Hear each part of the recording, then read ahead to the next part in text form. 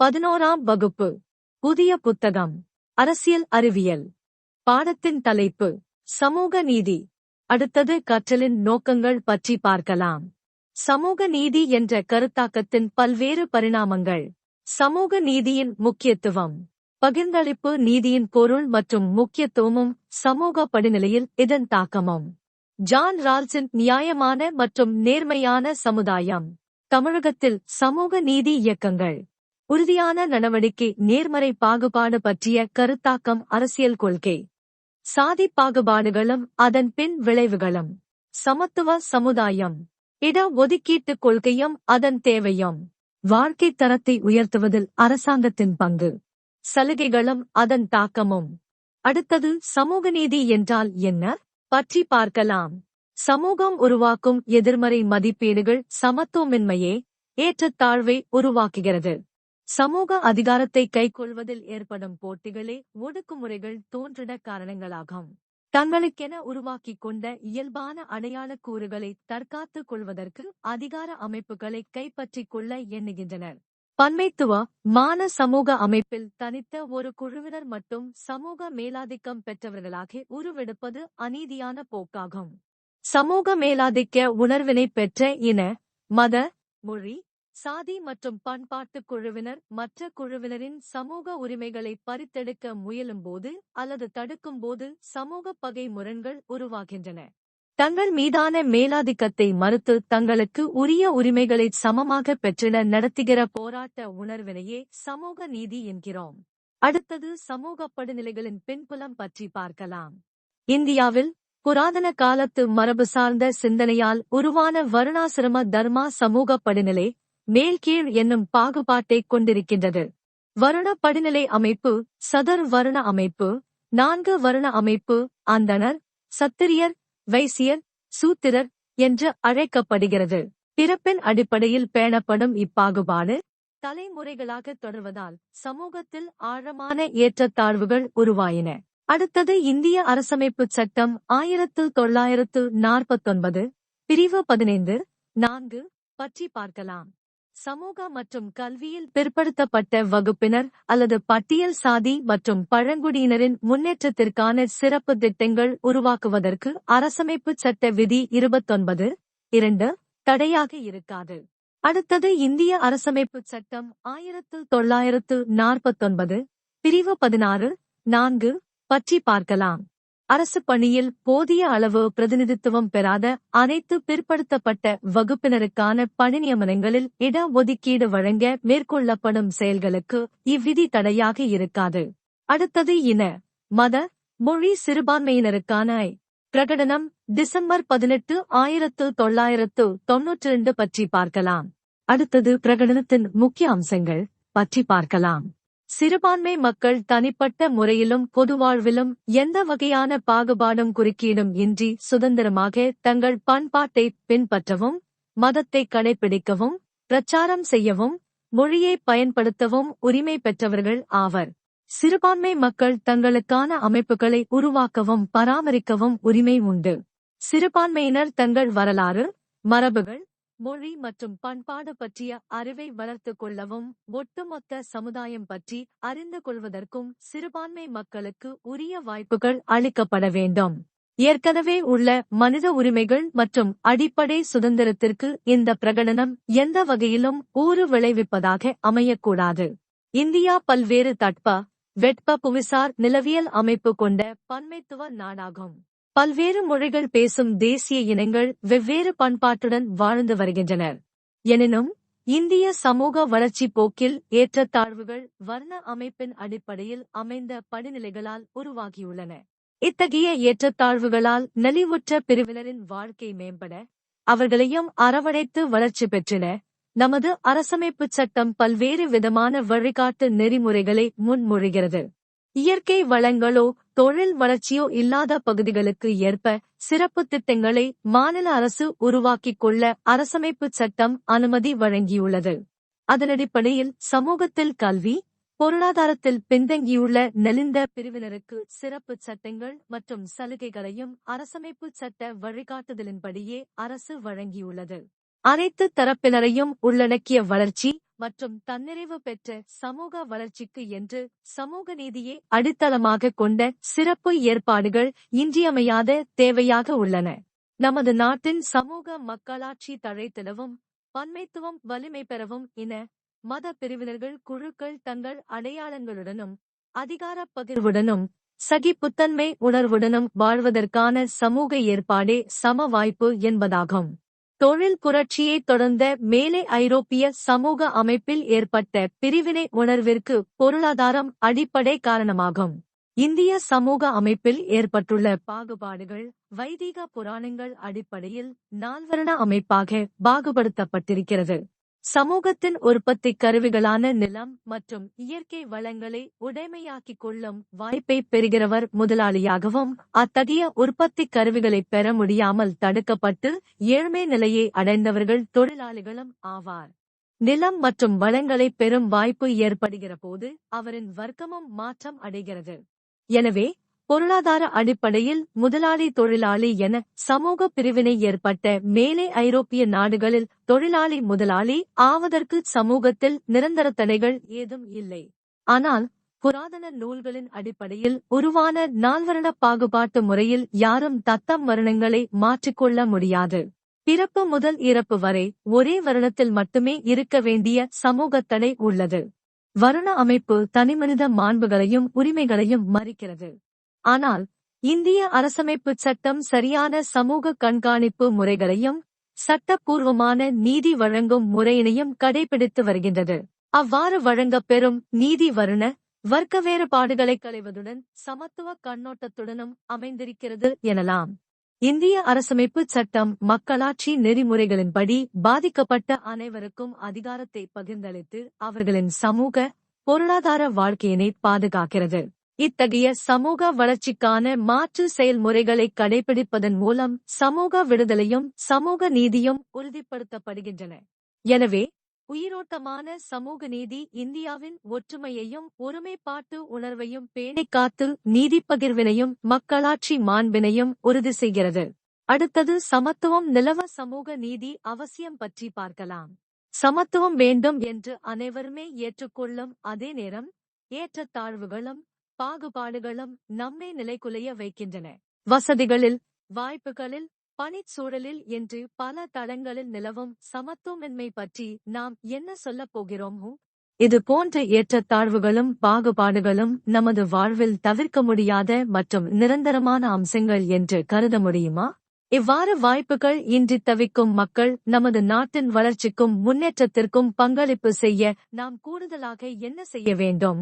இது போன்ற சமத்துவமின்மைக்கு நமது சமூகத்தில் நிலவும் பண்பாட்டு மதிப்பீடுகள் எந்த அளவிற்கு காரணமாக இருக்கின்றன?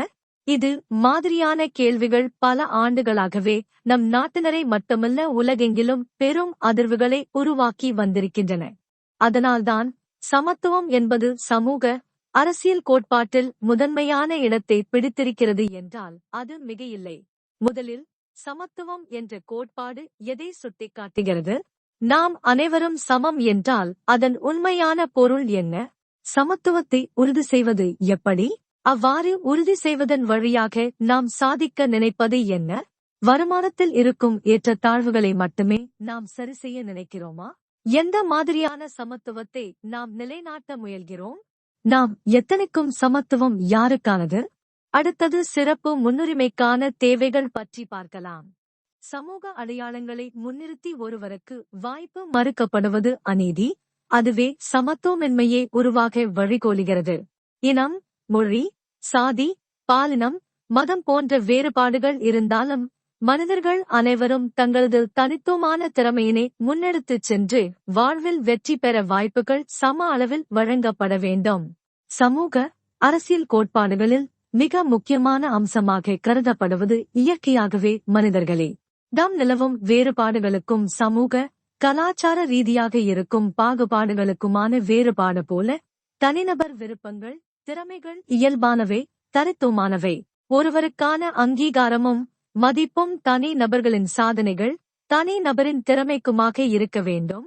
ஆனால் ஒரு சமூகம் உருவாக்கி வைத்திருக்கும் கலாச்சார, அரசியல், பொருளாதார ஏற்றத்தாழ்வுகள் செயற்கையானவை. இவற்றை பாகுபாடுகள் எனலாம். மக்களாட்சி நிலவும் நாடுகளில் அரசியல் சமத்துவத்தை எளிதாக புரிந்து கொள்ள முடியும். மக்களாட்சி அரசுகள் தனது நாட்டு மக்கள் அனைவருக்கும் ஒரே மாதிரியான குடியுரிமையை வழங்கி வருகின்றன. குடியுரிமை என்பது வாக்குரிமை, கருத்துரிமை, இணைந்து செயல்படும் உரிமை, சங்கம் அமைக்கும் உரிமை, வழிபாட்டுரிமை என பல அம்சங்களை தன்னகத்தே கொண்டது. இவை அனைத்துமே மக்களாட்சி சிறப்பாக செயல்பட அவசியமாகும். அப்போதுதான் குடிமக்கள் அனைவரின் பங்களிப்புடன் அரசு செயல்பட முடியும். மேலும் அரசமைப்புச் சட்டம் அனைத்து குடிமக்களுக்கும் சட்ட உரிமைகளையும் வழங்கியுள்ளது. மக்களாட்சி நிலவும் பல நாடுகளில் குடியுரிமை உறுதி செய்யப்பட்டு இருந்தாலும் சமத்துவமின்மையும் ஏற்றத்தாழ்வுகளும் நிலவத்தான் செய்கின்றன. அடுத்தது நியாயமான விநியோகம், ஜஸ்டிஸ் டிஸ்ட்ரிபியூஷன் பற்றி பார்க்கலாம். சமூகத்தில் அனைவருக்கும் செல்வம், வாய்ப்பு போன்றவை சம அளவாக பகிர்ந்தளிக்கப்பட அரசாங்கம் சட்டம் இயற்ற வேண்டும். நியாயமாக வளங்களை அனைவருக்கும் வழங்குவதற்கு சட்டம் வழி செய்கின்றன. சட்டத்தை செயல்படுத்தும் அமைப்புகள் வளங்களை விநியோகிப்பதை கண்காணிக்க வேண்டும். நம்மை போன்ற நாடுகளில் சமூக கலாச்சார ஏற்றத்தாழ்வுகள் நன்கு ஊன்றியுள்ளது. சமூகத்தின் அனைத்து பிரிவிற்கும் சுதந்திரம், வாய்ப்பு, செல்வம் மற்றும் சுய கௌரவத்தின் அடிப்படைகள் போன்றவை சம அளவாக பகிர்ந்தளிக்கப்பட வேண்டும். இதில் எந்தவிதமான அநீதிகளும் இடம்பெறக்கூடாது. சட்டமானது மக்கள் அனைவரையும் ஒன்று சேர்ப்பதற்கு முன்னரே மக்கள் சில அடிப்படை சமத்துவங்களை பெற்று வாழ்வில் தனது நோக்கங்களை தொடர தேவையான சூழ்நிலைகள் அமைய வேண்டும். அரசும் சட்டமியற்றும் அமைப்புகளும் தீண்டாமை மற்றும் பிரசாதி பாகுபாடு நடவடிக்கை அகற்றி சமூகத்தில் நீதியை முறைப்படுத்துகின்றது. சமூகத்தில் சமத்துவத்தை உருவாக்குவதும் அதை அனைவருக்கும் உறுதிப்படுத்துவதும் அரசமைப்பின் தலையாய கடமையாகும். அடுத்தது விவாதம் பற்றி பார்க்கலாம். விளையாட்டுகளில் அனைவருக்கும் சமமான வாய்ப்பு வழங்கப்பட வேண்டும். அரசாங்கத்தை மக்கள் கேட்க முடியுமா? தனியார் துறை மற்றும் இராணுவத்தில் சம வாய்ப்பு வழங்குவதில் அரசாங்கத்தின் தலையீட்டை நாம் எதிர்பார்க்கலாமா? நம் குற்றவியல் நடைமுறை சட்டம் அனைவரையும் ஒன்றாக நடத்தாமல் வேறுபடுத்தி நடத்துமாறு நாம் கோர முடியுமா? வரலாற்று ரீதியாக அடிப்படை உரிமைகள் மறுக்கப்பட்டவர்களுக்கு சட்டரீதியாகவும் தார்மீக ரீதியாகவும் உரிமை கிடைக்க அரசாங்கம் முக்கிய பங்காற்ற வேண்டும். சமத்துவத்தை உருவாக்குவதில் பரந்த மனப்பான்மை என்றும் தொண்டு எனவும் அரசாங்கம் நினைக்கக்கூடாது. சமுதாயத்தில் சமூக நீதியை நிலைநாட்ட மக்களை மாறுபட்ட விதத்தில் நடத்துவது அரசின் கடமையாகும். மேலும் நலிவடைந்த பிரிவினரின் அடிப்படை உரிமையாகவும் இதனைக் கொண்டு சட்டரீதியாகவும் அரசமைப்பில் தீர்வு காண முடியும். நலிவடைந்த பிரிவினருக்கு சம வாய்ப்பும் வேலைவாய்ப்பிலும் கல்வியிலும் ஏற்படுத்துவதில் அரசு முக்கிய பங்காற்றுகிறது. அரசு வேலைவாய்ப்பிலும் வாழ்வாதாரத்தை உறுதி செய்வதிலும் நவீன கல்வி முக்கிய பங்காற்றுகிறது. இதனை நிலைநிறுத்துவதற்கு சமூகத்தில் சமத்துவத்தை ஏற்படுத்தவும் சமவாய்ப்பினை ஏற்படுத்துவதும் அரசமைப்பின் முக்கிய நோக்கமாகவும் அங்கமாகவும் இருக்கின்றது. இதனைப் பற்றி பல கருத்துக்கள் சமூகத்தில் நிலவுகிறது. நலிவடைந்த பிரிவினருக்கு வளங்களையும் சமவாய்ப்புகளையும் எவ்வாறு அளிப்பது என கேள்வி எழுகின்றது. மேல்தட்டு மக்கள் அரசின் மாறுபட்ட செயல்பாடு பாகுபாட்டை ஏற்படுத்தும் என கருதினர். கல்வி மற்றும் வேலைவாய்ப்பில் சமவாய்ப்பு நலிவடைந்தோருக்கு கிடைக்காது என்ற அச்சத்தில் இட ஒதுக்கீடு முறையை அரசு உருவாக்குவதன் மூலம் சமூகத்தில் சமவாய்ப்பினை ஏற்படுத்த முடியும் என்று நம்பினர். இட ஒதுக்கீட்டு முறையினால் நலிவடைந்த பிரிவினருக்கு வாய்ப்புகள் ஏற்படுத்தும் போது தகுதி பாதிக்கப்படுவதாக சிலர் கருதினர். ஆகையால் தொழில்துறையில் பணியாளர்களின் திறமையை பாதிக்கும் என கூறப்படுகிறது. அரசியல் அறிவியல் மாணவர்களான நாம் எவ்வித தயக்கமுமின்றி நீதியில் உள்ள பிரச்சினைகளை ஆராய வேண்டும். முதலில் நீங்கள் நலிவடைந்து முன்னேற்றமடையாத மக்களுக்கு உதவ சில தலையீடு தேவை என்பதை ஒத்துக்கொள்கிறீர்களா? நாம் சுதந்திரம் அடைந்து குடியரசு ஆன பின்னும் கல்வி, வேலைவாய்ப்பு மற்றும் வளங்கள் அனைத்தும் மேல்தட்டு மக்கள் வசமே இருந்தால் அது என்ன விளைவை ஏற்படுத்தும்? நாம் அனைவரையும் உள்ளடக்கிய நாட்டையா அல்லது குறிப்பிட்ட சிலருக்கான நாட்டையா? எதை அடைய வேண்டும்? எவ்வகையான சமூக நீதியை நாம் இறுதியில் பின்பற்ற வேண்டும்? அடுத்தது பகிர்ந்தளிக்கும் நீதி மற்றும் தண்டிக்கும் நீதி பற்றி பார்க்கலாம். நீதி என்ற கோட்பாட்டை படிக்கும்போது வளங்களை எவ்வாறு சமூகத்தில் உள்ள அனைவருக்கும் வழங்க வேண்டும் என்ற பொருள் விளங்கும். நீதி பற்றிய கருத்தை முழுமையாக புரிந்து கொள்வதற்கு இதில் உள்ள முக்கியமான கருத்துக்கள் மற்றும் பிரச்சினைகளை அறிய வேண்டும். அனைவருக்கும் சமமான வளங்கள் பெறுவதற்கு பொது உரிமையாளர் கோட்பாடு, உரிமை கோட்பாடு போன்றவைகள் நீதி என்ற விவாதத்தில் குறிப்பிடப்பட்டுள்ளது. அடுத்தது வளங்களில் சமத்துவம் பற்றி பார்க்கலாம். இது வளங்களின் விநியோகம் நியாயமான முறையில் இருக்க வேண்டும் என கூறுகிறது. ஒவ்வொரு மனிதனும் சமமான வளங்களை கொண்டிருந்தால் அது நீதியாகும். வழங்கப்பட்ட ஒரு பணிக்கு அனைவரும் சமமான ஊதியத்தையோ அல்லது வெகுமதியையோ பெறுவதே நீதியை பெறும் வழியாகும். அடுத்தது பொது உரிமையாளர் கோட்பாடு பற்றி பார்க்கலாம். ஆரம்ப நிலையில் ஒவ்வொரு மனிதனும் ஒரே அளவிலான நிலங்கள் மற்றும் வளங்களை நியாயமான விநியோகத்தின் மூலம் பெற்றிருக்க வேண்டும். இது தனி மனித முன்னுரிமையிலும் மற்றும் திறமையிலும் வேறுபாடின்றியும் இருக்க வேண்டும் என்பதை தெளிவாக கூறுகின்றது. அடுத்தது உரிமை அளித்தல் கோட்பாடு பற்றி பார்க்கலாம். நிலம் மற்றும் பிற வளங்கள் வழங்கப்படுவதை வரலாற்று ரீதியாக நியாயப்படுத்த வேண்டும் என நியாயமான விநியோகம் விளக்குகிறது. தனிமனிதன் நிலம் மற்றும் பிற வளங்களுக்கு ஒருபோதும் உரிமையாளராக இல்லாத போது தானாகவே வளங்களும் நிலங்களும் அவர்களுக்கு மாற வேண்டும். அவ்வாறு வளங்கள் அவர்களுக்கு மாறுவது முற்றிலும் தானாகவே அமைய வேண்டும். மனிதனின் திறமை மற்றும் வளங்கள் இந்த இரண்டுமே முக்கிய கண்ணோட்டத்தில் பார்க்கப்படுகின்றன. வளங்கள் என்றால் உதாரணமாக நிலமும் மனிதனின் அறிவு எனவும் கோட்பாடுகளில் மனிதனின் திறமை முக்கிய பங்காற்றுகிறது. சமூகத்தில் நீதி நிலைக்க வேண்டுமானால் நீதி தண்டிப்பை விட நியாயமான நீதி விநியோகம் இருந்தால் மட்டுமே தீர்வு என்ற பெரும் கருத்தொற்றுமை உருவானது. நாம் எவ்வாறு தண்டிக்கும் நீதியை விளக்கப் போகின்றோம். அடுத்தது தண்டிக்கும் நீதி பற்றி பார்க்கலாம். தண்டிக்கும் நீதியை சில விதிகளை பின்பற்றுவதன் மூலம் ஒருவர் அறிந்து கொள்ளலாம். தவறான செயல்களை செய்தவர்கள், கடும் குற்றம் இழைத்தவர்கள் அவர்களின் குற்றத்திற்கான சரியான தண்டனை பெற வேண்டும். சட்டப்படி தண்டிக்கும் அதிகாரம் பெற்றுள்ள ஒருவரால் குற்றவாளிக்கு அவரின் குற்றத்திற்கு ஏற்ற தண்டனையை வழங்குவதே தார்மீக அடிப்படையில் சரியானதாகும். இது வேண்டுமென்றே அப்பாவிகளை தண்டிப்பதை ஊக்குவிப்பதில்லை. மேலும் குற்றவாளிகளுக்கு அவர்கள் இழைத்த குற்றத்தை விட அதிகமான தண்டனை வழங்குவதையும் இது கண்டிக்கிறது. தண்டிக்கும் நீதி எனும் கருத்தாக்கமானது நீதி மற்றும் தண்டனை கோட்பாட்டை உண்டாக்குவதில் முக்கிய பங்காற்றினாலும் இதன் முக்கிய அம்சங்களான விகிதாச்சார தண்டனை, துன்பத்தின் இயல்பு நிலை மற்றும் தண்டனையை நியாயப்படுத்துதல் போன்றவை சர்ச்சைக்குரியதாகவே உள்ளன. நம்முடைய அரசமைப்பு தண்டிக்கும் நீதியை முற்றிலுமாக நிராகரித்துள்ளது. நம் அரசமைப்பு சிற்பிகள் வன்முறை வழிகள் அமைதியையோ அல்லது பிரச்சினைகளுக்கான தீர்வையோ கொண்டு வராது, நிலையான நீதியை வழங்காது என்று உறுதியாக நம்பினர். அடுத்தது ஜான் ரால்ஸின் நீதி கோட்பாடு பற்றி பார்க்கலாம். 20ஆம் நூற்றாண்டின் தலைசிறந்த சிந்தனையாளர்களுள் ஒருவராக ஜான் ரால்சன் கருதப்படுகிறார். நேர்மையான நீதி என்ற கருத்தியலின் அடிப்படையில் ஓர் நீதி கோட்பாட்டை அவர் உருவாக்கியுள்ளார். இவரது நீதி சமத்துவத்தை கோருகிறது. இவரை பொறுத்தவரை சுதந்திரம், வாய்ப்பு, வருவாய், வளம் மற்றும் சுயமரியாதை என அனைத்தும் சமமாக பகிர்ந்தளிக்கப்பட வேண்டும். இதையே வேறு வார்த்தைகளில் கூறினால் சமத்துவமின்மையே அநீதி ஆகும். தனிமனிதன் எந்த ஒரு செயலோ அல்லது பண்போ மற்றவருக்கு பயனளிக்காத வகையில் இருக்குமாயின் அது அந்த சமூகத்தின் அநீதியான பண்பை காட்டுவதாக அமையும் என்று கூறுகிறார். இந்த கண்ணோட்டமானது நீதியை பற்றிய நமது புரிதலை விரிவாக்குகிறது. அடுத்தது ஜான் ரால்ஸ் சிறந்த படைப்புகள் பற்றி பார்க்கலாம். நீதி கோட்பாடு 1971, நேர்மையான நீதி 1985, அரசியல் தாராளவியல் 1993, மக்களின் சட்டம் 1993. அறநெறியின் அடிப்படையிலான பகுத்தறிவு ஒரு புதிய அரசியல் கட்டமைப்பை உருவாக்கும். அதில் மக்கள் தங்கள் சுயநல விரும்பிகளின் படி இல்லாமல் ஒட்டுமொத்த சமுதாய விருப்பங்களின் படியான கொள்கைகளைப் பற்றி சிந்திப்பார்கள் என்று ரால்ஸ் கூறுகிறார். இந்த முழுமையான அனைவரையும் உள்ளடக்கிய கண்ணோட்டம் ஜான் ரால்ஸின் கட்டமைப்பில் காணப்படுகிறது. இதை தெளிவாக கூறினால், சட்டங்கள் மற்றும் கொள்கைகள் சமூகத்தின் அனைத்து தரப்பு மக்களுக்கும் பயன் அளிக்கும்படி இருத்தல் வேண்டும். குறிப்பிட்ட ஒரு பிரிவினருக்கானதாக இருக்கக்கூடாது.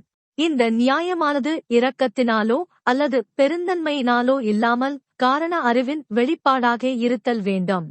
ஜான் ரால்ஸின் கோட்பாடானது நவீன காலத்தின் மிகச் சிறந்த பகுத்தறிவு மனிதர்கள் நம் சமூகத்தில் நீதியின் சக்தியை உணர வேண்டும் என்கிறது. நம் போன்ற சமூகங்களில் காரண அறிவுக்கு பொருந்தாத அடையாளங்கள் மற்றும் உணர்ச்சிகருத்துக்கள் முக்கிய பங்காற்றுகின்றன. அவற்றை விடுத்து ஜான் ரால்ஸின் வழியே அணுகும்போது நீதியின் உண்மையான ஆற்றலை கண்டு கொள்ள முடியும். அடுத்தது உங்களுக்கு தெரியுமா பற்றி பார்க்கலாம். வேறு நாடுகளில் இருந்து புலம்பெயர்ந்து வந்த மக்களுக்கும் சில அடிப்படை உரிமைகளை பல நாடுகள் உறுதி செய்துள்ளன. புகலிடம் கோரிய மக்கள், தஞ்சம் அடைந்த மக்கள், அகதிகளாக குடியேறியோர் என பலதரப்பட்ட மக்களுக்கும் உரிமைகள் உள்ளன. ஐக்கிய நாடுகள் மன்றத்தின் உறுப்பு நாடுகள் பலரும் அங்கீகரித்துள்ளனர். அடுத்தது சமூக பண்பாட்டு சமத்துவம் பற்றி பார்க்கலாம். சமூகத்தின் பல பிரிவினரும் தங்களது பண்பாட்டு அம்சங்களை பின்பற்றவும் தங்களது தனித்திறமைகளுக்கு ஏற்ற வாழ்க்கை முறையை அமைத்துக் கொள்ளவும் சமூகத்தில் சமத்துவம் நிலவுவது அவசியமாகும். ஒவ்வொரு நபருக்கும் நியாயமான வாய்ப்புகள் உறுதி செய்யப்பட வேண்டும். அதற்கு சமூகத்தில் நிலவும் ஏற்றத்தாழ்வுகளை எவ்வளவு முடியுமோ அந்த அளவிற்கு நீக்கிட முயல வேண்டும், அல்லது அதன் தாக்கத்தை குறைத்திட நடவடிக்கை மேற்கொள்வது மிக அவசியம். உதாரணமாக, தரமான மருத்துவ வசதிகள், கல்வி, சத்தான உணவுகள், குறைந்தபட்ச ஊதியம் என்பது போன்ற அம்சங்கள் அனைவருக்கும் பாரபட்சமின்றி கிடைத்திடச் செய்வது அவசியம். இவை இல்லாத நிலையில் சமூகத்தில் அனைவரும் சமம் என்றோ அல்லது சம வாய்ப்பு பெற்றவர்கள் என்றோ கருத முடியாது. அடுத்தது நமது நாட்டின் பிரச்சினை என்ன பற்றி பார்க்கலாம். சாதி, மதம் பெயரால் நீண்ட காலமாக பின்பற்றப்படும் நம்பிக்கைகள் பெரும் தடையாகிவிடுகிறது. உதாரணமாக, நாட்டில் பல பகுதிகளில் பெண்களின் நிலை கவலை தருவதாகவே உள்ளது. கல்வி, வேலைவாய்ப்பு, சொத்துரிமை என பல உரிமைகள் மறுக்கப்பட்ட நிலையிலேயே பெண்களின் நிலை உள்ளது. இவ்வாறு நடத்தப்படுவதான் எங்களது பண்பாடு என சொல்லத் தொடங்கினால் அதன் விளைவுகள் பெரும் அபாயத்தை விளைவிக்கக்கூடியவை. அதாவது, ஏற்றத்தாழ்வுதான் எங்களது பண்பாடு என்று சொன்னால், அல்லது பாகுபாடுதான் எங்கள் பண்பாடு என்றால் அது சமத்துவத்திற்கான நமது பயணம் ஆகாது. அடுத்தது பொருளாதார சமத்துவம் பற்றி பார்க்கலாம். ஒரு சமூகத்தில் தனி நபர்களிடம் நிலவும் சொத்து மதிப்பு, வருமானம் குறித்த ஏற்றத்தாழ்வுகளை வைத்து அந்த சமூகத்தில் பொருளாதார சமத்துவம் இருக்கிறதா என்பதை ஓரளவிற்கு நம்மால் அறுதியிட்டுக் கூற முடியும். அல்லது பணம் படைத்தவர்களுக்கும் ஏழை மக்களுக்கும் இடையில் இருக்கும் இடைவெளி அந்த சமூகத்தின் பொருளாதார நிலையினை நமக்கு தெளிவுபடுத்தும். நாட்டில் வறுமை கோட்டிற்கு கீழே வாழ்வோரின் எண்ணிக்கையினை வைத்து சில தீர்மானமான முடிவுகளுக்கு நம்மால் வர முடியும். இது பரவலாக பின்பற்றக்கூடிய வழிமுறை. ஆனால் சில பாகுபாடுகள் பண்பாட்டு ரீதியாக நியாயப்படுத்தப்படும் போதுதான் பிரச்சினை பெரிதாகிறது. இத்தகைய பின்னடைவுகளை மக்கள் கவனத்துக்கு கொண்டு விழிப்புணர்வு ஏற்படுத்துவதில் காலத்தின் தேவைக்கேற்ப சீர்திருத்தவாதிகள் ஈடுபட்டனர். மனிதனை மனிதனாக கருத முடியாமல் அவரது சாதியை மட்டுமே வைத்து எடை போட முயலும் சிந்தனை காட்டுமிராண்டித்தனமானது என்று வலியுறுத்திய தந்தை பெரியார், பண்பாடு, கலாச்சாரம், நாகரிகம் என்ற பெயரில் சமத்துவத்தை மறுக்கும் அத்தனை அம்சங்களையும் கடுமையாக நிராகரித்தார்.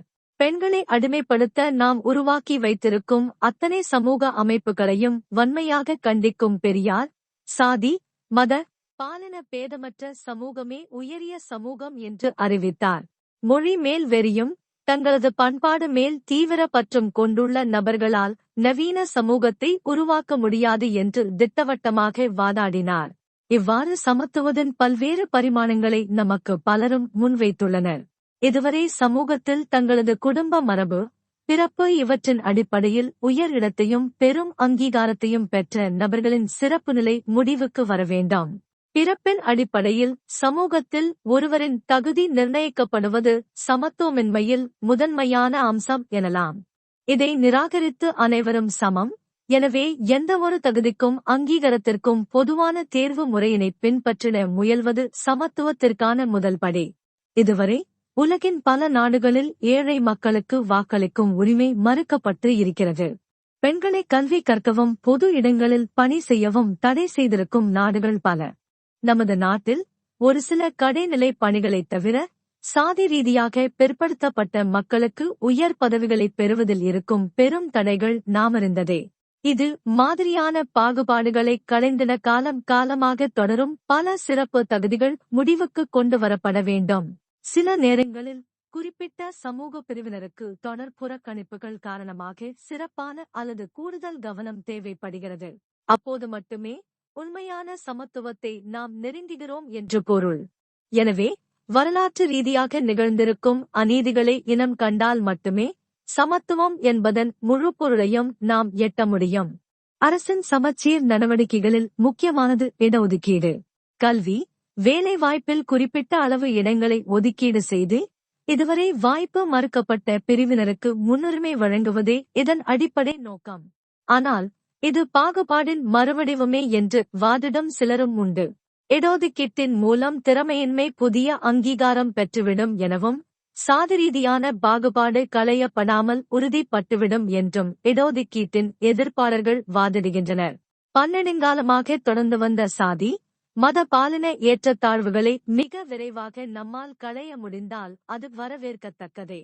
அப்படிப்பட்ட சமூக பண்பாட்டு மாற்றம் ஓரிரு தலைமுறைகளுக்குள்ளாகவே ஏற்பட்டுவிடும் என்று எதிர்பார்ப்பது நடைமுறை சாத்தியங்களுக்கு பொருந்தாதது என்றே ஆய்வாளர்கள் தெரிவிக்கின்றனர். அடுத்தது சமூக நீதியும் சமத்துவமும் பற்றி பார்க்கலாம். உலகெங்கும் உள்ள சமூகங்கள் அனைத்துமே தங்களுக்கென்று நீதி என்பது பற்றி வரையறை வந்திருக்கின்றன. சரிதவறு என்ற தெளிவு இல்லாத சமூகம் வரலாற்றில் இருந்ததாக தகவல் இல்லை.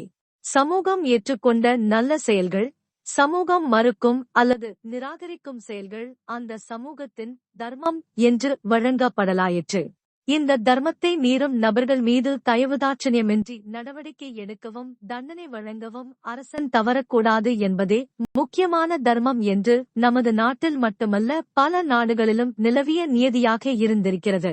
கிரேக்க தத்துவ அறிஞர் பிளாட்டோ தனது மாணவர்களோடு நடத்திய பல உரையாடல்களில் நீதி என்றால் என்ன, அதை நாம் ஏன் பின்பற்ற வேண்டும் என்பது குறித்து விரிவாகவே பேசியிருக்கிறார். அறிஞர் சாக்ரடீஸ் தமது குறிப்பில் ஒரு சமூகத்தில் சில நபர்கள் கூட நியாயத்திற்கு எதிராக இருந்தால் அது ஒட்டுமொத்த சமூகத்தையும் எவ்வாறு பாதிக்கும் என்பது பற்றி விளக்குகிறார். நீதி என்பது ஒட்டுமொத்த சமூகத்திற்கும் நன்மை பயக்கும் செயலாக மட்டுமே இருக்க முடியும் என்று தெளிவுபடுத்துகிறார். தனி நபருக்கு மட்டும் நன்மையோ பலனையோ தரும் செயலை நீதி என்று கருதக்கூடாது என்பதே அவரது கருத்தின் சாராம்சம். ஆம், ஒட்டுமொத்த சமூகத்தின் வளர்ச்சி, மேம்பாடு ஆகியவற்றை கருத்தில் கொள்ளாமல் நீதி பற்றி பேச முடியாது. நியாயம் என்பது முழு சமூகத்திற்கும் மட்டுமானதாகவே இருக்க முடியும் அல்லது இருக்க வேண்டும் என்பதே சாக்ரடீஸ் சொல்லும் தத்துவத்தின் மையக் கருத்தாகும். இதன்படி நமது நாட்டில் காலம் காலமாக வழங்கப்பட்டு வந்த அநீதி, பாகுபாடுகளை அகற்றுவதற்காக அந்த சமூகங்களுக்கு வழங்கப்பட்ட நீதியே இடஒதுக்கீடு எனும் சமூக நீதியாகும். அடுத்தது விகிதாச்சார நீதி பற்றி பார்க்கலாம். பாகுபாடு நிறைந்த சமூகத்தில் நீதியை நிலைநாட்டுவதில் நமது அரசமைப்பு சட்டம் முன்வைக்கும் சமூக நீதி என்பது வரலாற்று ரீதியாக வாய்ப்புகள் மறுக்கப்பட்ட சமூகத்தினரின் முன்னேற்றத்திற்கான உதவிக்கரம் எனலாம். அதில் யாருக்கு எவ்வளவு வழங்கப்பட வேண்டும் என்பதில் கருத்து வேறுபாடுகளும் விவாதங்களும் தொடர்ந்தன. சாதிய படிநிலையே ஏற்றத்தாழ்வுக்கான முதன்மையான கூறாக இருக்கும் நமது நாட்டில் அதனடிப்படையிலேயே சமூக நீதி நிலைநாட்டப்பட வேண்டும். ஆகவேதான் பிற்படுத்தப்பட்டோர், மிகவும் பிற்படுத்தப்பட்டோர், பட்டியல் பிரிவினர், பழங்குடியினர் என பலதரப்பாக ஒவ்வொருவரின் சமூக நிலைக்கு ஏற்ப அரசின் திட்டங்கள் அமைந்திருக்கின்றன. அடுத்தது உங்களுக்கு தெரியுமா பற்றி பார்க்கலாம். நாட்டில் இருக்கும் பிற்படுத்தப்பட்ட பிரிவினரின் மேம்பாட்டிற்காக முதல் ஆணையம் 1953ஆம் ஆண்டு அமைக்கப்பட்டது. காகா காலில்கர் அவர்களின் தலைமையில் அமைய பெற்ற இதுவே சுதந்திர இந்தியாவின் முதல் பிற்படுத்தப்பட்டோர் ஆணையம். அடுத்தது பாகுபாடு சமூக அடிப்படை கோட்பாடு பற்றி பார்க்கலாம். மனிதர்கள் தாங்கள் சார்ந்துள்ள குழுவின் உறுப்பாக தம்மை அடையாளம் காண்கின்றனர். தமது குழுவைச் சார்ந்தவர்கள் எவ்வளவுதான் புகழ்ந்தாலும் தமது குழுவைச் சார்ந்து இருப்பதையே கௌரவமாகவும் ஆற்றல் மிக்கதாகவும் கருதுவர்.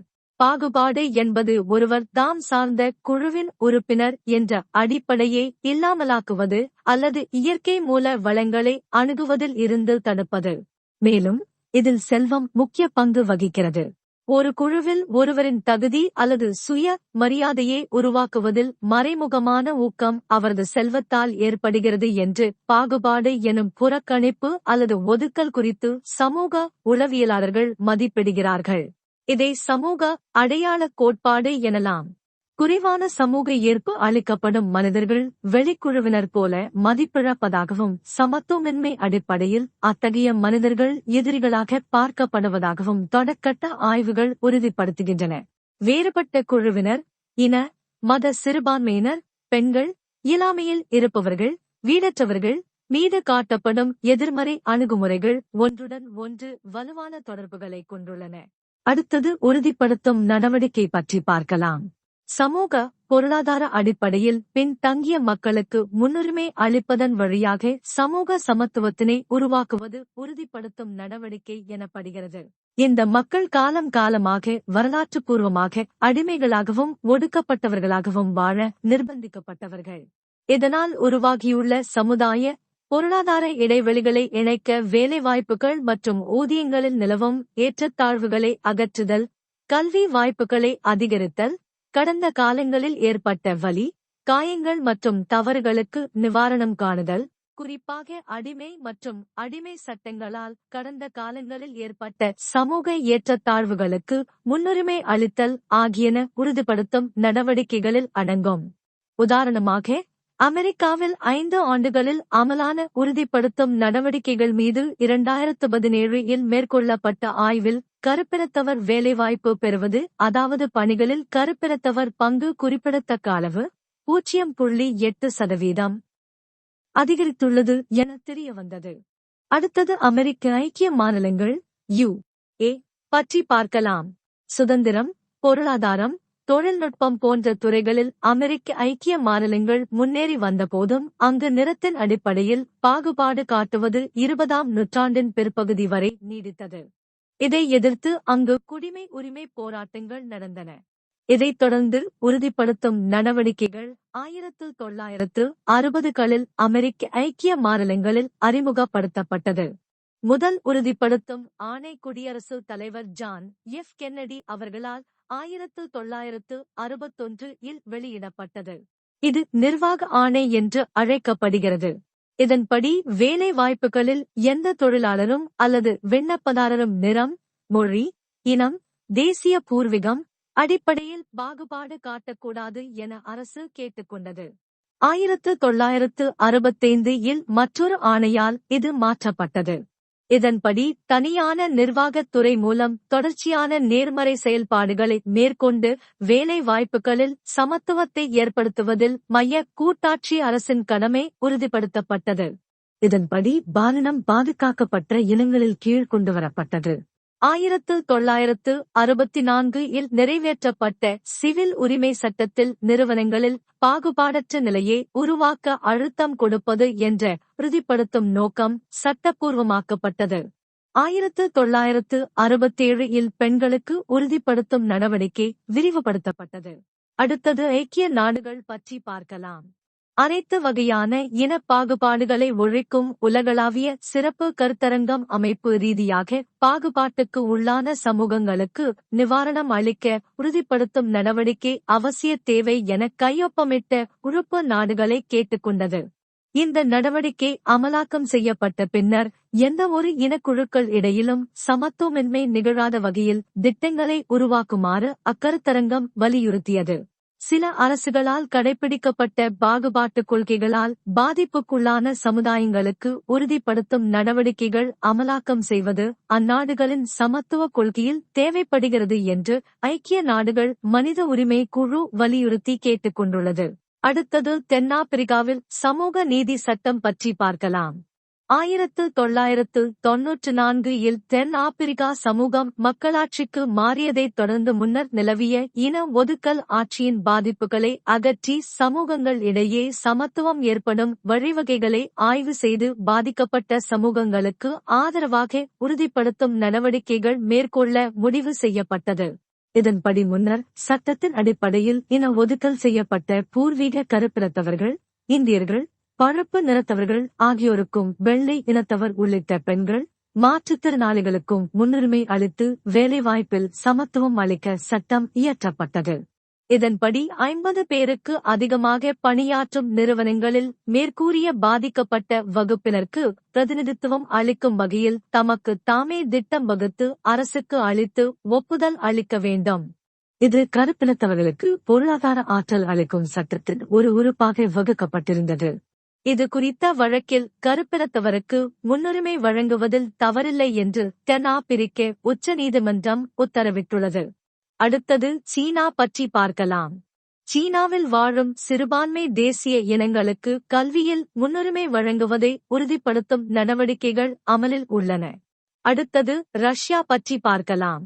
சோவியத் ஒன்றியம் இருந்தபோது இனக்குழு சிறுபான்மையினருக்கும் பெண்களுக்கும் தொழிற்சாலை தொழிலாளர்களுக்கும் பல்கலைக்கழக நுழைவு மற்றும் அரசு பதவிகளில் ஒதுக்கீடு வழங்கப்பட்டிருந்தது. அடுத்தது புதிய கல்வியும் புதிய தேவைகளும் பற்றி பார்க்கலாம். பண்டைய காலத்தில் நமது நாட்டில் நிலவி வந்த கல்வி முறை சமத்துவ கல்வி முறை அல்ல. அவரவர் வர்ணம் சாதி சார்ந்த தொழில்களை மட்டுமே கற்க அனுமதிக்கப்பட்டனர். பிற்காலத்தில் நவீன கல்வி முறை அறிமுகப்படுத்தப்பட்ட போதும் அங்கும் அவர்கள் அனுமதிக்கப்படவில்லை. இந்தியாவில், குறிப்பாக தென்னிந்தியாவில் நவீன கல்வி ஐரோப்பிய நாடுகளைச் சேர்ந்த கிறித்துவ மிஷனரி அமைப்புகளால் அறிமுகப்படுத்தப்பட்டது. 19ஆம் நூற்றாண்டின் தொடக்கத்தில் இந்தியாவின் பெரும்பாலான பகுதிகள் ஆங்கிலேய காலனி ஆட்சியின் கீழ் வந்த பின்னர் இங்கிலாந்து நாட்டின் கிறித்துவ மிஷனரிகள் பல இடங்களில் பள்ளிகள் தொடங்கினர். கல்வி மறுக்கப்பட்டு வந்த பல சமுதாயங்களுக்கு இவை நல்வாய்ப்பாக அமைந்தன. அடுத்தது சென்னை மாகாணத்தில் சமூக நீதி பற்றி பார்க்கலாம். இதே காலகட்டத்தில் அன்றைய சென்னை மாகாணத்தில் இங்கிலாந்து அரசின் நேரடி நிர்வாகம் விரிவடைந்தது. ரயத்துவாரி போன்ற சட்டங்கள் இயற்றப்பட்டன. வரி வசூல் செய்யும் நிர்வாக அமைப்புகள் உருவாயின. சென்னையில் இராணுவ அமைப்புகள் உருவாயின. 1835 இந்தியா முழுவதும் அரசு நிர்வாக மொழியாக ஆங்கிலம் மட்டுமே பின்பற்றப்படும் என்று அறிவிக்கப்பட்டது. ஆங்கிலேயரால் ஏற்படுத்தப்பட்ட இந்திய இராணுவத்தில் இந்தியர்கள் சேர்க்கப்பட்டனர். பெரும்பாலும் பிராமணரல்லாதவர்கள், தாழ்த்தப்பட்ட வகுப்பினரே இராணுவத்தில் சேர்ந்தனர். இராணுவத்தில் அனைவரையும் சேர்த்துக் கொண்ட காலனி அரசு பள்ளிகளில் இந்திய மொழிகளை அனுமதிக்கவில்லை. 19ஆம் நூற்றாண்டின் இறுதி வரை இந்நிலை நீடித்தது. நவீன கல்வி முறையின் கீழ் ஆங்கிலம் கற்றவர்கள் இப்பணிகளில் அமர்த்தப்பட்டனர். ஐரோப்பியர்கள் தவிர இந்திய ஆங்கிலேயர்கள், பிராமணர்கள் ஆகியோரே அரசு பணிகளில் நிறைந்திருந்தனர். இதேபோல 19ஆம் நூற்றாண்டின் தொடக்கத்தில் ஜமீன்தாரி, ராயத்துவாரி முறைகள் அமலாக்கம் செய்யப்பட்டதைத் தொடர்ந்து ஜமீன்தார்கள், மிராசுதாரர்கள், நிலச்சுவாந்தார்கள் உருவாயினர். இவர்கள் அனைவரும் உயர் சாதியினர் என்பது குறிப்பிடத்தக்கது. இது கிராம நில உறவுகளில் பெரும் தாக்கத்தினை ஏற்படுத்தியது. இதைத் தொடர்ந்து ராயத்துவாரி முறை மீது ஆய்வு செய்யுமாறு அன்றைய ஆங்கிலேய அதிகாரி பிரான்சிஸ் எல்லிஸ் பணிக்கப்பட்டார். இதேபோல் தாமஸ் மன்றோ எனும் அதிகாரியும் ராயத்துவாரி முறை மீது ஆய்வு செய்து அறிக்கை தாக்கல் செய்தார். அவர்கள் அறிக்கைகளில் காலம் காலமாக நிலத்துடன் தொடர்பு கொண்டிருந்த மக்களிடமிருந்து நிலம் பறிக்கப்பட்டு மேல்தட்டு வகுப்புகளைச் சேர்ந்த ஜமீன்தார்கள், மிராசுதார்களிடம் நிலம் அளிக்கப்பட்டதால் வேளாண்மையின் தரமும் விளைச்சலும் குறைந்துவிட்டதாகவும் இதனால் நில வரி வருவாய் பாதிக்கப்பட்டுள்ளதாகவும் கூறியிருந்தனர். மேலும் ஏராளமான நிலங்களை தரிசாக போட்டுள்ளதாகவும் குறிப்பிட்ட அவர்கள் தாழ்த்தப்பட்ட வகுப்பினருக்கு உதவிகள் செய்ய வேண்டும் என்று கூறினர். அடுத்தது தாழ்த்தப்பட்டோருக்கான முன்னுரிமைகள் பற்றி பார்க்கலாம். சென்னை மாகாண அரசு தாழ்த்தப்பட்ட மக்களுக்கான நிதி உதவி திட்டங்களை 1885 அறிவித்தது. சில இடங்களில் தாழ்த்தப்பட்டோருக்கான பள்ளிகளை அரசே திறந்தது. இதற்கிடையே செங்கல்பட்டு மாவட்ட ஆட்சியர் திருமென்கீரே என்பவர் செங்கல்பட்டு மாவட்ட தாழ்த்தப்பட்ட மக்கள் குறித்து ஒரு அறிக்கை தாக்கல் செய்தார். அதன் சுருக்கம் வருமாறு: தாழ்த்தப்பட்ட மக்கள் சமூக, பொருளாதார, கல்வி ரீதியாக மிகவும் மோசமடைந்துள்ளனர். அவர்களுக்கு நிலம் மறுக்கப்படுகிறது. வீடு கட்டிக்கொள்ளக்கூட அனுமதிக்கப்படுவதில்லை. கல்வி நிராகரிக்கப்படுகிறது. தாழ்த்தப்பட்ட மக்கள் அடிமைகளாக விற்கப்படுகிறார்கள். ஏராளமான நிலம் வேண்டுமென்றே தரிசாக போடப்பட்டுள்ளது. இதனால் அரசுக்கு வருவாய் குறைகிறது. இந்த நிலங்களை தாழ்த்தப்பட்ட மக்களுக்கு பிரித்து வழங்கலாம். அவரது அறிக்கையில் மேலும் பல துரைகளும் இருந்தன. இந்த அறிக்கையை பரிசீலித்த சு 1892 தாழ்த்தப்பட்ட க்கு 12 லட்சம் ஏக்கர் நிலத்தை பிரித்து வழங்கியது. இது பஞ்சமி நிலம் என இதேபோல தாழ்த்தப்பட்டோரின் குழந்தைகளுக்கான பள்ளிகளை அரசு பஞ்சமர் பள்ளிகள் என அழைத்தது. பஞ்சமர் என்பது வைதீக மதத்தின்படி 4 வர்ணங்களுக்கும் வெளியே நிறுத்தப்பட்ட மக்களை குறிக்கும் பெயர் ஆகும். எனவே பஞ்சமர் பள்ளிகள் என அழைப்பதை ஆதிதிராவிடர் பள்ளிகள் என அழைக்கப்பட வேண்டும் என்று அயோத்திதாச பண்டிதர் மா. சிங்காரவேலர் போன்றோர் கூறினர். இவ்வாறு காலனி ஆட்சியில் நிலங்களில் இருந்து விரட்டப்பட்டு கல்வியும் மறுக்கப்பட்ட நிலையில் தாழ்த்தப்பட்ட வகுப்பாரின் குழந்தைகள் பள்ளிகளில் சேர்வதை உயர் வகுப்பார் எதிர்த்து தடுத்தனர். பள்ளிகளில் தாழ்த்தப்பட்ட குழந்தைகள் அனுமதிக்கப்படுவதை தடுக்கக்கூடாது என்று 1854 இல் நீதிமன்றம் ஆணையிட்டது. நீதிமன்ற நைகளுக்கும் உயர்வகுப்பார் பணியவில்லை. 1865 இல் இங்கிலாந்தில் உள்ள இந்தியாவுக்கான அமைச்சரே ஆணையிட்டார். அப்போதும் நிலைமையில் மாற்றமில்லை. இவ்வாறு 19ஆம் நூற்றாண்டின் பிற்பகுதியில் காலனி ஆட்சியின் கீழ் சமூகம், பொருளாதாரம், அதிகாரம், வேலை வாய்ப்புகள் ஆகிய துறைகளில் ஒரு பக்கம் பிராமணர்கள் ஆதிக்கம் செலுத்திய நிலையில் சமூகத்தில் பெரும்பான்மையாக இருந்த பிராமணரல்லாதவர்கள் சிறுபான்மை மதத்தினர் மிகுதியாக புறக்கணிக்கப்பட்டிருந்தனர். இக்காலகட்டத்தில் தொடங்கப்பட்ட பள்ளிகள் மூலம் நவீன கல்வி கற்ற பிராமணரல்லாத வகுப்பினம் சிறுபான்மை மதத்தினர் மத்தியில் இது பெரும் அதிருப்தியை ஏற்படுத்தியது. தங்களுக்கும் அரசு பணிகளில் பிரதித்துவம் வேண்டும் என்று கூறினர். குறிப்பாக கல்வி கற்ற அயோத்திதாச பண்டிதர் மா. சிங்காரவேலர், இரட்டைமலை சீனிவாசன், விட்டி தியாகராயர், பனகல் அரசர் போன்றோர் முன்னணியில் நின்றனர். இவ்வாறு எழுந்த கோரிக்கைகளைத் தொடர்ந்து 1892ஆம் ஆண்டில் சென்னை மாவட்ட அனைத்து துறைகளில் வகுப்புவாரி பிரதிநிதித்துவம் அளித்து ஆணை வெளியிட்டது. இது 12/8/2 என்று அழைக்கப்பட்டது. இதனை சென்னை மாகாணம் முழுவதும் விரிவுபடுத்த வேண்டும் என்று அமைக்கப்பட்டது. தமிழகத்தில் ஒடுக்கப்பட்டோர் மற்றும் பிற்படுத்தப்பட்டோர் முன்னெடுத்த கல்வி முயற்சிகளைப் போலவே மகாராஷ்டிராவிலும் கல்வி விழிப்புணர்ச்சியை ஏற்படுத்திட மகாத்மா ஜோதிராவ் பூலே, அன்னை சாவித்ரிபாய் பூலே போன்றோர் பெரும் முயற்சிகளை மேற்கொண்டனர். அடுத்தது நீதிக் கட்சி பற்றி பார்க்கலாம். 1913ஆம் ஆண்டில் அலெக்சாண்டர் கார்டியூ தலைமையிலான ராயல் ஆணையம் வந்தபோது அதனிடம் ஏராளமான விண்ணப்பங்கள் அளிக்கப்பட்டன. சென்னை மாகாணம் மட்டுமல்லாமல் ரங்கூன் திராவி சங்கம் உள்பட பல அமைப்புகள் விண்ணப்பங்களை அளித்தன. அவற்றில் பிற்படுத்தப்பட்டவர்கள், தாழ்த்தப்பட்டவர்கள், சிறுபான்மை மதத்தினருக்கு உரிய பிரதிநிதித்துவம் வேலை வாய்ப்புகளில் வழங்க வேண்டும் என்று வலியுறுத்தப்பட்டன. Doctor C. Natesan, sir. P. Thiyagarayar, doctor T. M. Nair ஆகியோர் அறிக்கை ஒன்றினை தயாரித்து வெளியிடும் முயற்சியில் ஈடுபட்டனர். சர். தியாகராயர் எழுதி வெளியிட்ட அந்த அறிக்கை பிராமணரல்லாதார் அறிக்கை என்று அழைக்கப்படுகிறது. 1916ஆம் ஆண்டு பிராமணரல்லாதோர் நலன் காக்க sir. Thiyagarayar, doctor T. Nair ஆகியோர் தென்னிந்திய சுதந்திர சங்கம், சவுத் இந்தியன் லிபரல் ஃபெடரேஷன் என்ற இயக்கத்தை தொடங்கினர். இவ்வியக்கத்தின் சார்பில் ஜஸ்டிஸ் என்னும் இதழ் வெளியானது. எனவே இவ்வியக்கம் மக்களிடையே நீதிக் கட்சி, ஜஸ்டிஸ் பார்ட்டி என வழங்கப் பெற்றது.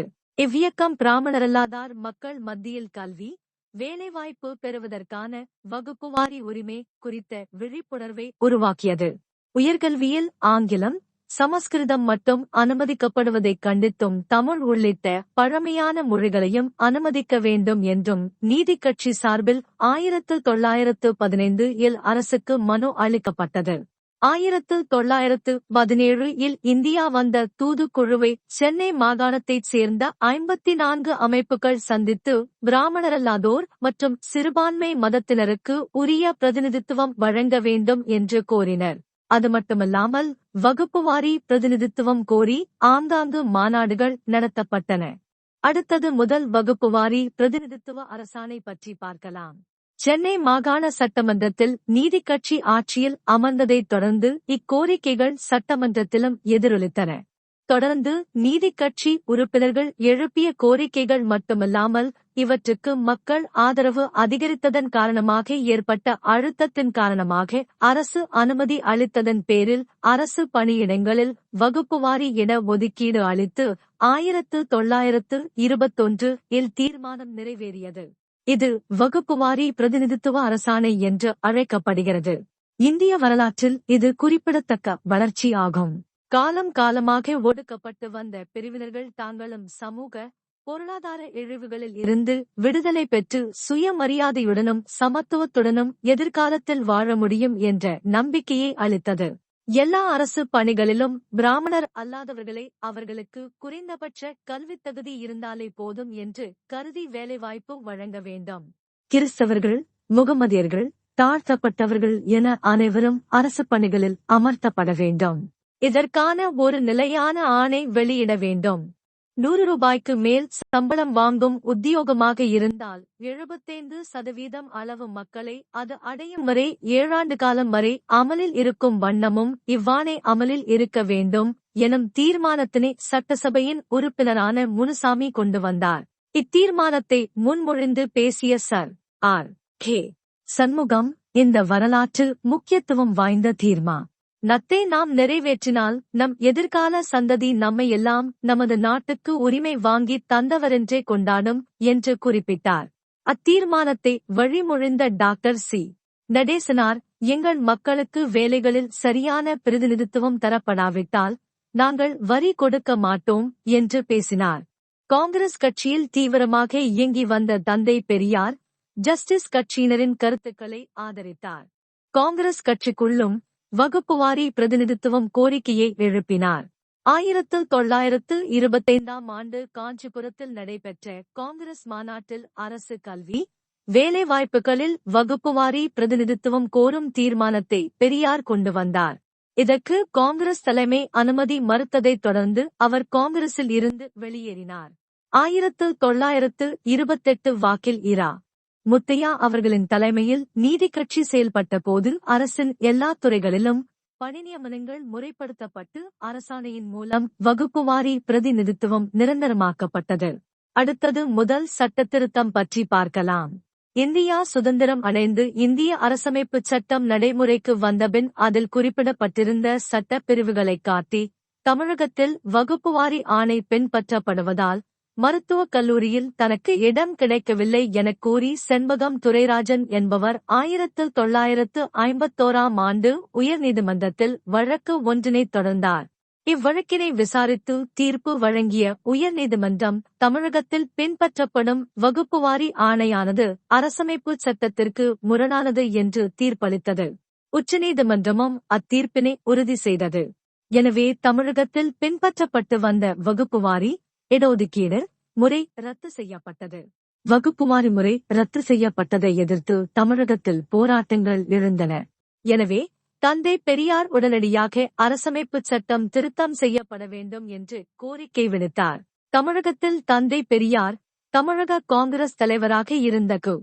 காமராஜ், பிரதமர் ஜவஹர்லால் நேரு, இந்திய அரசமைப்புச் சட்ட சிற்பி டாக்டர் பி. அம்பேத்கர் ஆகியோர் முயற்சியால் வகுப்புவாரி பிரதிநிதித்துவம் நீடிக்கும் வகையில் அரசமைப்புச் சட்டத்தில் திருத்தப்பட்டது. இந்திய அரசமைப்புச் சட்டத்தில் மேற்கொள்ளப்பட்ட முதல் திருத்தமாகும். இதன் மூலம் பிற்படுத்தப்பட்ட வகுப்பினர் மீண்டும் இடஒதுக்கீடு பெறும் வாய்ப்பு ஏற்பட்டது. அரசமைப்புச் சட்டம் பிரிவு 15 மற்றும் 16 ஆகிய பிரிவுகள் சமூக ரீதியிலும் பொருளாதார ரீதியிலும் பின்தங்கியவர்களுக்கு சில சிறப்புச் சட்டங்கள் மற்றும் சலுகைகள் வழங்கலாம் என அரசுக்கு அதிகாரம் வழங்கியுள்ளது. அதன் அடிப்படையில் பிரதமர் நேரு முதலாவது சட்ட திருத்தத்தினை நாடாளுமன்றத்தில் கொண்டு வந்தார். அத்திருத்தத்தின்படி அரசமைப்புச் சட்ட பிரிவுகள் 15, 4, 16, 4 என்னும் உட்பிரிவுகள் இணைக்கப்பட்டன. இந்திய அரசமைப்புச் சட்ட திருத்தத்திற்கு பின் தமிழ்நாட்டில் 1951ஆம் ஆண்டு முதல் பிற்படுத்தப்பட்டோருக்கு 25%, தாழ்த்தப்பட்டோருக்கு 16% என இடஒதுக்கீடு நடைமுறைப்படுத்தப்பட்டது. அடுத்தது இட ஒதுக்கீடு விரிவாக்கம் பற்றி பார்க்கலாம். நு. கருணாநிதி முதலமைச்சராக இருந்த போது பிற்படுத்தப்பட்டோர் நலன் குறித்து ஆராய்ந்திட சட்டநாதன் தலைமையில் ஒரு ஆணையம் அமைக்கப்பட்டது. அந்த ஆணையத்தின் பரிந்துரைகளின் அடிப்படையில் 1971ஆம் ஆண்டு பிற்படுத்தப்பட்டோருக்கு 31%, தாழ்த்தப்பட்டோருக்கு 18% என இட ஒதுக்கீட்டு வரம்பு மாற்றியமைக்கப்பட்டது. 1979ஆம் ஆண்டு தமிழ்நாடு மாநில அரசின் சமூக நலத்துறை அரசாணை G.0 பிறப்பித்தது. அவ்வாணையின்படி பிற்படுத்தப்பட்ட வகுப்பினரின் குடும்ப ஆண்டு வருமானம் 9,000 ரூபாய் நிர்ணயிக்கப்பட்டது. பின் அந்த அரசாணை திரும்பப் பெறப்பட்டு புதிய ஆணை பிறப்பிக்கப்பட்டது. அப்புதிய ஆணையின்படி பிற்படுத்தப்பட்டவர்களுக்கான இடஒதுக்கீட்டு வரம்பு 31% 50% ஆகஸ்டில் உயர்த்தப்பட்டது. எனவே அன்றைய காலகட்டத்தில் தமிழகத்தில் பிற்படுத்தப்பட்டவர்களுக்கு 50%, தாழ்த்தப்பட்டவர்கள் பழங்குடியினருக்கு 18% என்று மொத்த இடஒதுக்கீடு 68% நடைமுறைக்கு வந்தது. 1989 ஆண்டு பழங்குடியினருக்கு தனியிட ஒதுக்கீடு கோரி தொடரப்பட்ட வழக்கில் வழங்கப்பட்ட உச்சநீதிமன்ற தீர்ப்பின் அடிப்படையில் பிற்படுத்தப்பட்டவர்களுக்கு 30%, மிகவும் பிற்படுத்தப்பட்டவர்களுக்கு 20%, தாழ்த்தப்பட்டவர்களுக்கு 18%, பழங்குடியினருக்கு 1% என இடஒதுக்கீட்டு வரம்புகள் மாற்றியமைக்கப்பட்டு இடஒதுக்கீடு 69% என நடைமுறைக்கு வந்தது.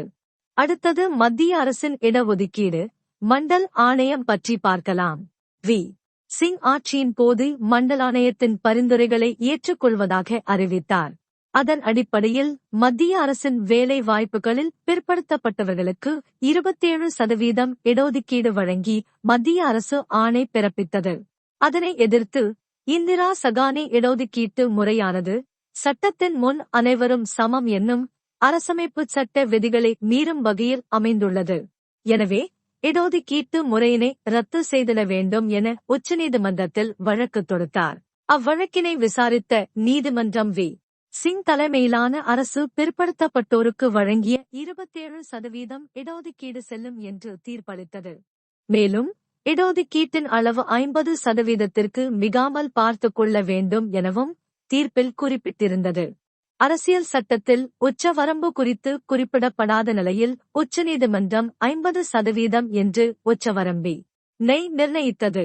எனினும் உச்சநீதிமன்றம் தனது தீர்ப்பின் ஒரு பகுதியில் உச்சவரம்பிற்கும் விலக்கு உண்டு என்பதை பின்வருமாறு குறிப்பிட்டிருந்தது. உச்சநீதிமன்றத்தில் மண்டல் ஆணைய உத்தரவு பற்றிய தீர்ப்பில் 50% என்பது விதியாக இருந்த போதிலும் கூட பலதரப்பட்ட மக்கள் பல்வேறு வகையில் பரந்துபட்ட இந்நாட்டில் வேரூன்றி உள்ள சில அசாதாரணமான நிலைமைகளை கணக்கில் எடுத்துக் கொள்ளக்கூடாது என்பது நமது வாதமல்ல. நாட்டின் தொலை தூரத்தில் உள்ள பகுதிகளிலோ அல்லது தள்ளி இருக்கும் பரப்புகளிலோ வாழ்வதன் மூலம் தேசிய நீரோட்டத்தில் தம்மை இணைத்துக் கொள்ள வாய்ப்பற்ற மக்களுக்கு அவர்களுக்கே உரியதனித்தன்மை காரணமாக அவர்களுக்கு வேறு வகையில் விதிகளிலிருந்து விலக்கு என்பது மிகவும் அவசியமாகும். 50% இட ஒதுக்கீட்டிற்கு விலக்கு உண்டு என தீர்ப்பளித்த நீதிபதிகளே ஏற்றுக்கொண்டுள்ளனர் என்பதை மேற்கண்ட தீர்ப்பின் ஒரு பகுதி உறுதி செய்துள்ளது. எனினும் தமிழகத்தில் நடைமுறையிலிருந்த 69% இடஒதுக்கீடு உச்சநீதிமன்ற தீர்ப்புக்கு முரணானது என்றும் அதனை ரத்து செய்திட வேண்டுமென்றும் நுகர்வோர் அமைப்பின் அறக்கட்டளை உறுப்பினரான கே. விஜயன் உச்சநீதிமன்றத்தில் தொடர்ந்த வழக்கில் மருத்துவம் மற்றும் பொறியியல் கல்லூரிகளில் 50 மேல் இடஒதுக்கீடு அளிக்க உச்சநீதிமன்றம் இடைக்கால தடை விதித்தது. எனினும் 1951 ஆண்டு எழுந்ததை போன்ற சட்ட நெருக்கடிகள் எழுந்ததால் அரசியல் சட்டத்தில் உள்ள மாநில அரசுகளுக்கான அதிகார வரம்பு என்னும் வாய்ப்பினை பயன்படுத்தி அப்போதைய முதல்வர் ஜெ.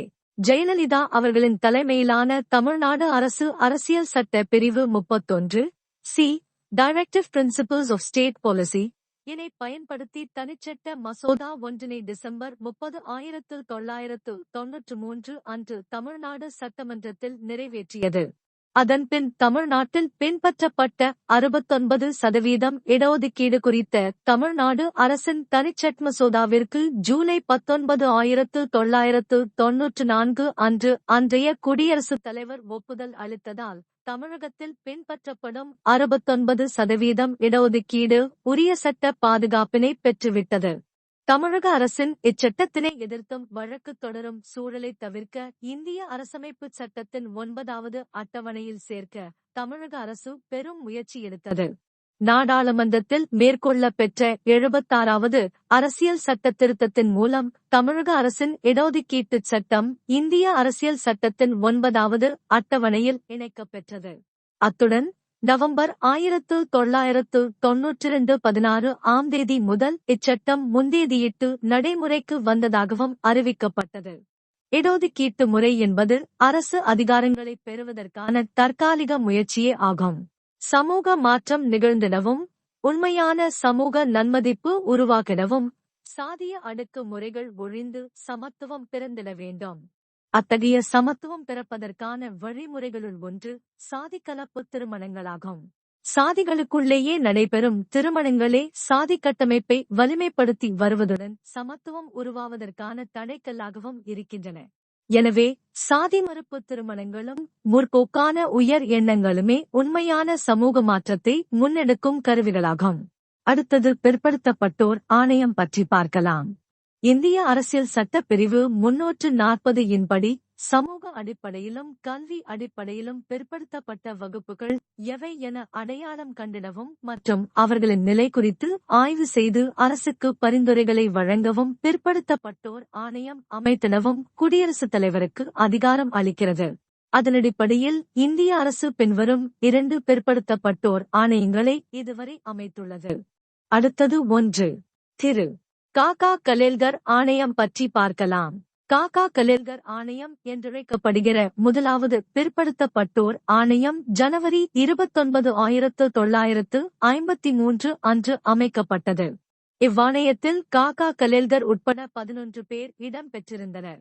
இக்குழுவின் அறிக்கையினை அன்றைய பிரதமர் ஜவஹர்லால் நேரு நாடாளுமன்றத்தில் தாக்கல் செய்தார். அடுத்தது 2. மண்டல் ஆணையம் பற்றி பார்க்கலாம். பிரதமர் மொரார்ஜி தேசாய் தலைமையிலான மத்திய அரசு பிந்தேஸ்வரி பிரசாத் மண்டல் கமிஷன் என்றழைக்கப்படுகிற மண்டல் ஆணையத்தினை 1979 ஆண்டு அமைத்தது.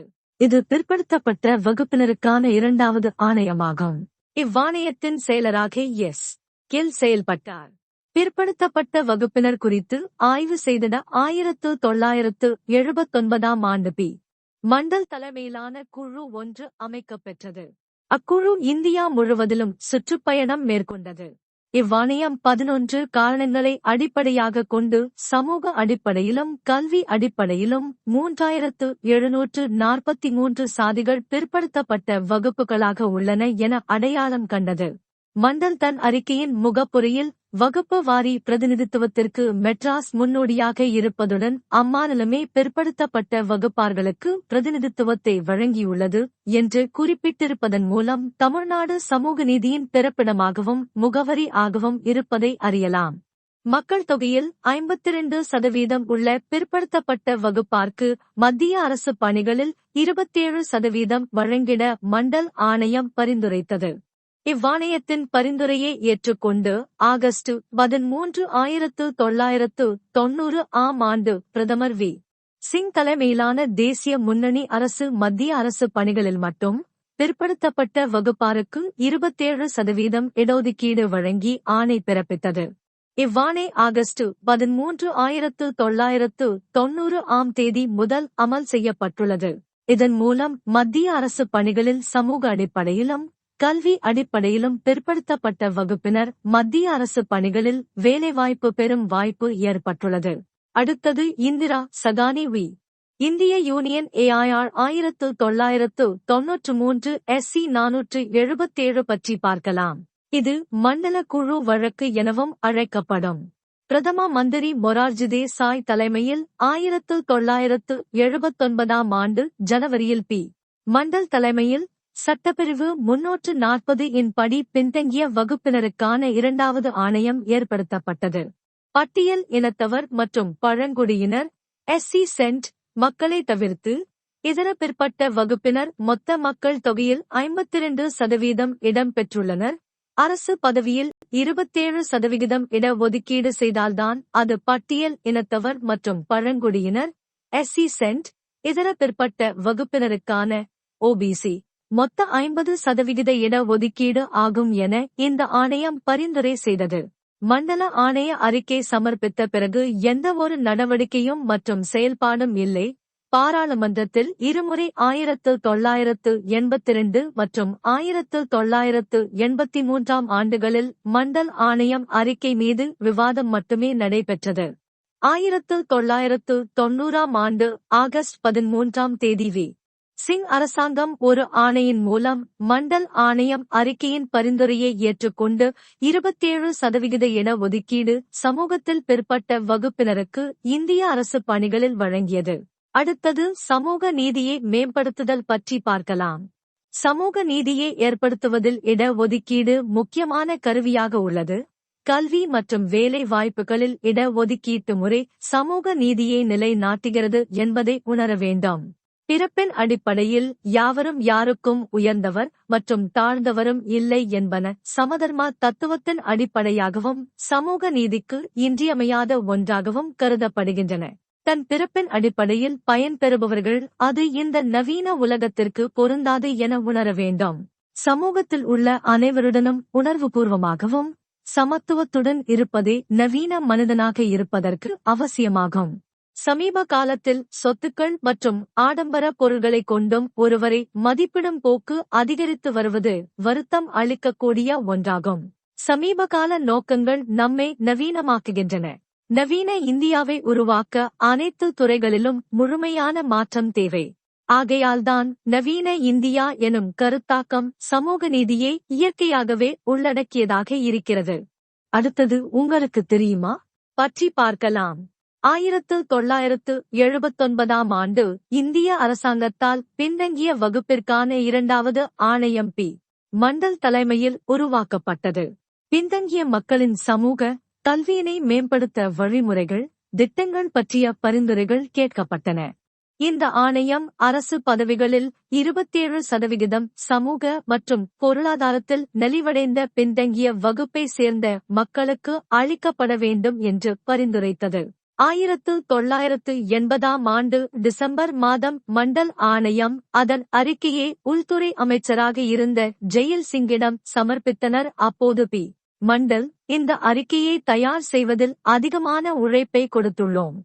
மிக சரியாக கூறினால் நாம் உன்னதமான சடங்கை செய்துள்ளோம் என்று கூறினார்.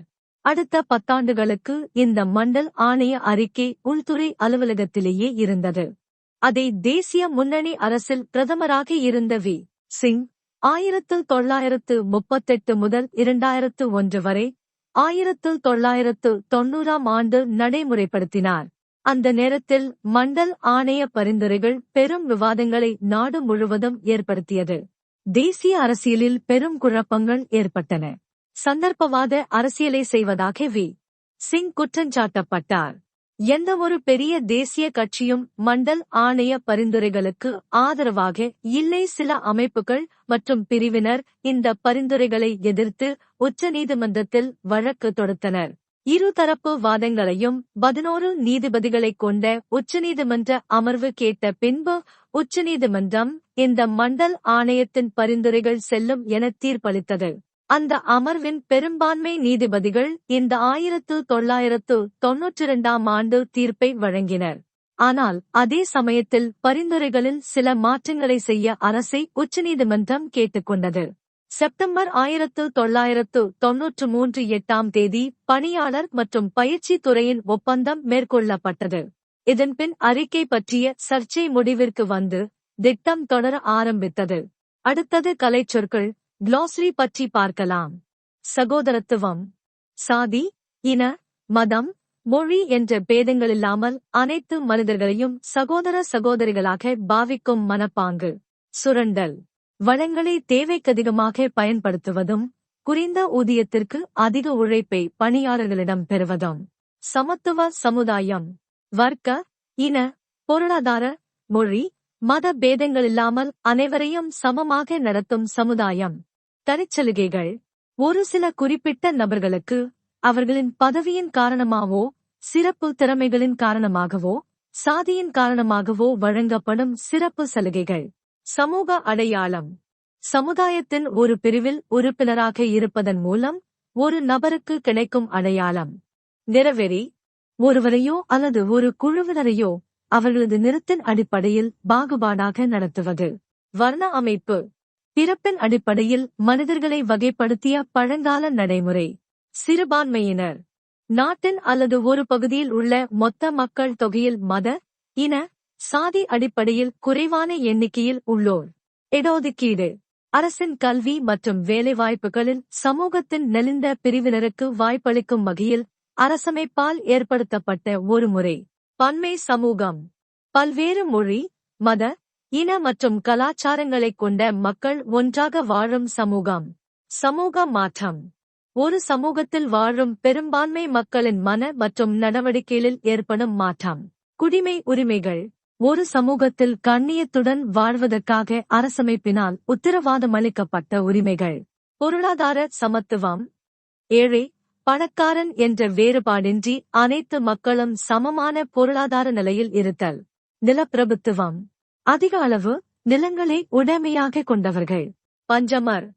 வர்ணாசிரம முறையில் குறிப்பிடப்படாத வர்க்கத்தை சேர்ந்த ஒடுக்கப்பட்ட மக்கள். இன்றைய பாடம் முடிந்தது. நன்றி.